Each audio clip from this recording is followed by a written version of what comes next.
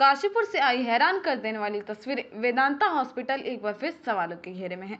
इलाज के नाम पर एक और मासूम की जान चली गई और परिवार चिल्ला चिल्ला कर कह रहा है कि ये मौत प्राकृतिक नहीं, ये अस्पताल की लापरवाही का नतीजा है।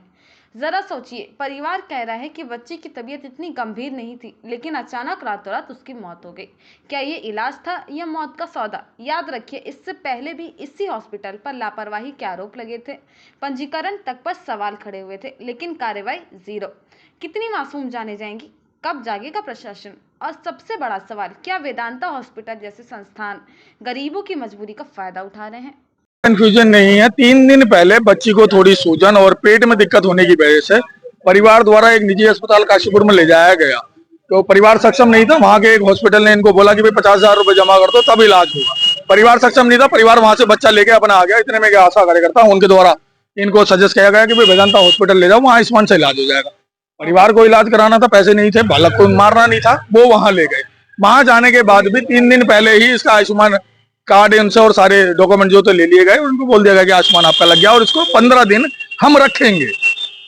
ठीक है, परिवार उस चीजों पर भी राजी हुआ कि कोई बात नहीं, ठीक है आप रखिएगा।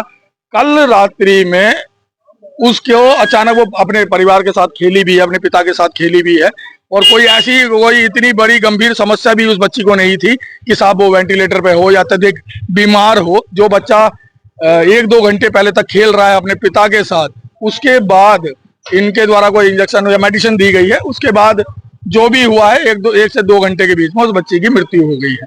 लगभग 11 बजे बच्ची की मृत्यु हो गई है। उसके बाद परिवारजन उनसे फाइल मांगते रहे, वहां के स्टाफ से पूछते रहे, वहां के डॉक्टरों को फोन करते रहे, लेकिन कोई भी व्यक्ति वहां नहीं आया। लगभग सारे वहां से भाग गए। परिवार मृत शरीर को लेकर 11 बजे से रात्रि 1-2 बजे तक वहां बैठा रहा। रात 1 बजे सूचना मिली, तब वहां पहुंचा तो जब वहां पुलिस प्रशासन मौके पर था, वहां जाके कि भाई फाइल दो यार, उनका अधिकार है, फाइल तो दो कम से कम उनको। फाइल ढूंढी गई, वहां हॉस्पिटल में फाइल नहीं थी।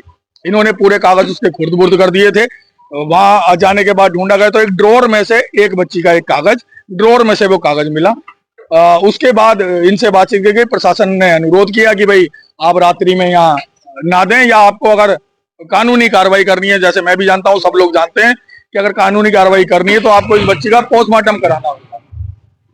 ना तो मेरा ही मन, ना परिवार का मन था, ना किसी भी लोग का कि हम बच्ची का पोस्टमार्टम नहीं कराएंगे। लेकिन जो घटना इस बच्ची के साथ घटी है वो आगे भविष्य में किसी के साथ ना घटे, उसके लिए सिर्फ परिवार की और मेरी और सभी की एक ही मांग है कि ये जो डी पैनल में आयुष्मान योजना के अंतर्गत ये वेदांता हॉस्पिटल है, इसको तत्काल प्रभाव से इसको आज ही खत्म कर दिया जाए।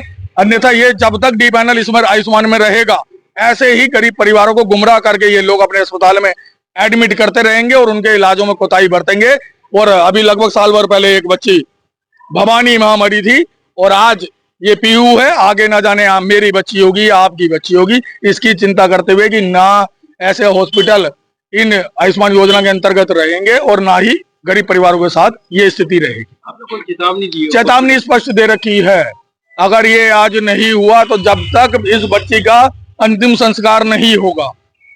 और आपके माध्यम से मैं पुनः चेतावनी देना चाहता हूँ, प्रशासन मुझे मजबूर ना करे। इस बच्ची के पार्थिव शरीर को लेकर मैं एनएच पर जाकर बैठूं। अभी घर पर है। मैं आपसे भी और मानवता के नाते भी शासन प्रशासन से कहना चाहता हूं कि आंखें खोले और समय रहते तत्काल प्रभाव से इसको डी पैनल करे और इसके पुराने, अब से लेके जब से आयुष्मान योजना में जुड़ा है ये हॉस्पिटल, उसके सारे मरीजों की जांच की जाए। पता चल जाएगा कि कितना बड़ा करोड़ों रुपए का घोटाला इसने इस काशीपुर के अंदर कर दिया। 3 दिन पहले मैंने अपनी लड़की की जांचें कराई थी। हॉस्पिटल में नहीं था मैं इधर। पहले मेरी लड़की का थोड़ा बहुत सूजन आ रही थी, चेहरे पे हल्की मिल्की आ रही थी। मैं मेडिकल से भी दवाई करा रहा था, तो उसने कहा भाई मेडिकल की दवाई मत कर, तू पहले खून की जांचें करा। तो उधर से मैंने लोकल आदमी से खून की जांचें कराई। उसने कोलेस्ट्रॉल, थायराइड और इन्फेक्शन बताया था। यही प्रॉब्लम को लेकर मैं हॉस्पिटल में चला गया अपनी लड़की को लेकर। कोलेस्ट्रॉल थोड़ा ज्यादा था तो इसलिए मैं हॉस्पिटल में ले गया। अब वहाँ पहले दिन ले जाते ही अल्ट्रासाउंड, यूरिन टेस्ट करवाया, लीवर, वो ये सब अपनी खून की जांचें दोबारा करवा रहे थे मेरे से। तो उसके बाद फिर अगले दिन भी सेम रिपीट, सेम जांचें, फिर तीसरे दिन भी सेम जांचें। फिर तीसरे दिन में मैंने कहा मेरी लड़की दे दो, मैं अपना कहीं और करवा लूंगा। तो मुझसे कह रही तुम आज 2 दिन दे दो मुझे, मैं 2 दिन में तुम्हारी लड़की ठीक कर दूंगी। कल रात तीसरा दिन था, लास्ट दिन अपनी लड़की को अच्छा खासा खिला के आया हूँ। 10 बजे से लेके कम से कम पौन घंटा खूब खेला मैं अपने बच्चे को, खाना वाना खिला के, लॉलीपॉप भी खिलाया।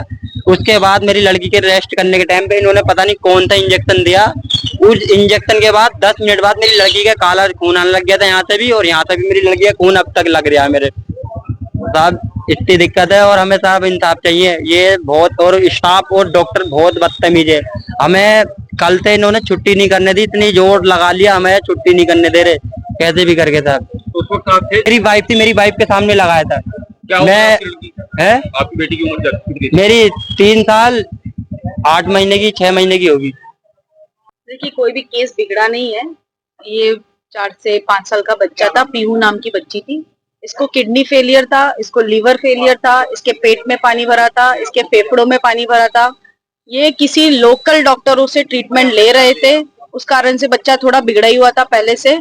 इनको हमने सब बता के, और आईसीयू में था बच्चा, और ये बच्चा सडनली कोलैप्स हुआ है।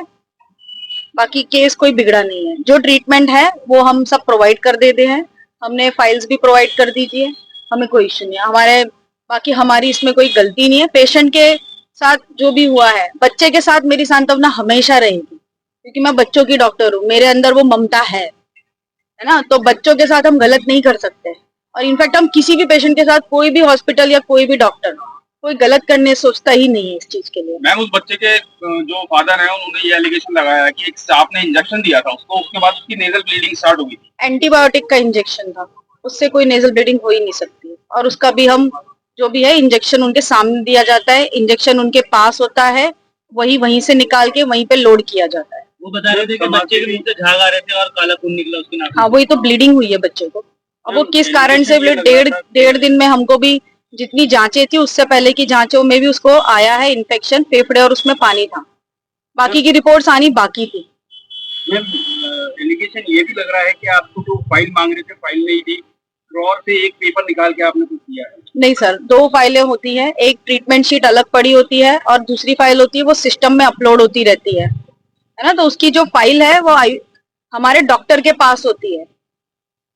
जो ईएमओ होता है वो नाइट में उसमें सिटी हॉल मारते हैं, काम कर रहे होते हैं, तो वो फाइल वही थी।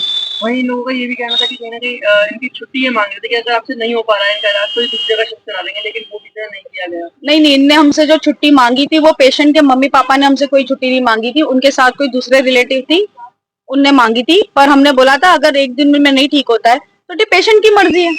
हमने बोला था आप लेके जाना चाहते हो तो ले जाइए, पर शाम तक तो उनने कुछ भी नहीं बताया हमें।